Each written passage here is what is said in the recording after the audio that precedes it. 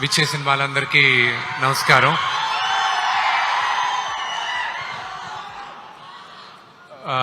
నాకు వదిన సుమా గారు, నేను ఎప్పుడు బాబీ అనే పిలుస్తాను. థ్యాంక్ యూ బాబీ, ఈరోజు ఎంత బిజీగా ఉన్నా మీరు వచ్చారు. Thank you Vishnu, my privilege. అసలు ఇలాంటి ఒక ఇంత పెద్ద స్కేల్ ఉండేటువంటి సినిమాని చెయ్యాలి, అసలు మీరు అనుకున్నారా స్టార్ట్ చేసినప్పుడు ఇది ఇంత స్కేల్లో ఉంటుంది ఇంతమంది, లేకపోతే మెల్లిమెల్లిగా ఒక్కొక్కళ్ళు యాడ్ అవుతూ వచ్చారా? నేను ఈ కథ 2014లో నాకు వచ్చినప్పుడు, దాని తర్వాత ఈ రైట్స్ తీసుకొని నేను డెవలప్ చేసి ప్రతి క్యారెక్టర్కి ఒక్కొక్క నటులు ఉండాలి అని అనుకొని రాశాను. అది ఇంగ్లీష్లో అంటారు మేనిఫెస్ట్ చేస్తే, అంటే మీరు అనుకుంటే శివ అనుగ్రహం ఉంటే గ్యారంటీ జరుగుతుందని. అది శివ అనుగ్రహం వల్లే ఈరోజు ఈ క్యారెక్టర్స్ అన్నీ వచ్చాయని నేను నమ్ముతున్నాను. అండ్ ఈ స్కేల్ ఒకటి అందరికి కూడా చెప్పాల్సింది, ఇది విష్ణు సినిమా కాదు, ఇది కన్నప్ప సినిమా.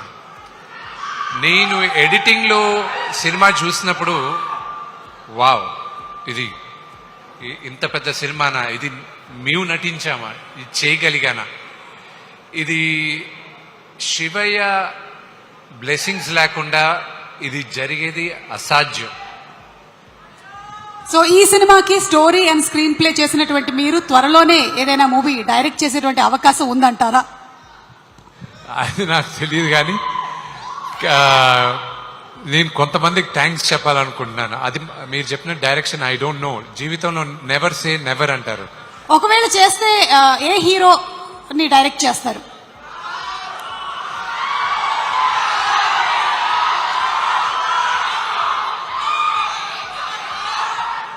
నేను ఇద్దరిని నేను ఫస్ట్ ఒకవేళ నేను కానీ డైరెక్ట్ చేస్తే నేను చేస్తే మోహన్ లాల్ గారిని చేస్తా.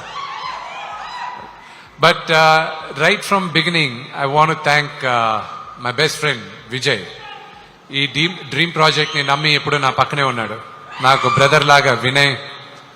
ఆయన 2017లో Stephen Devassy I met you in 2017 in Ramoji Film City. నేను వేరే సినిమా ఏదో చేస్తుంటే మెడ్రాస్ నుంచి పిలిపించాను స్టీఫెన్ గారిని. ఆయన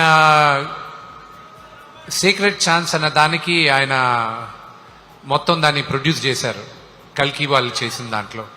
మీ అందరికీ ప్రాబ్లీ ఆ ఆల్బమ్ పేరు తెలియకపోవచ్చు, కానీ శంకర్ మహాదేవన్ గారు గణాదక్షాయ గణాదీక్షాయ విఘ్నేశ్వరుడు స్తోత్రం, అది చాలా న్యూగా ఉండేది.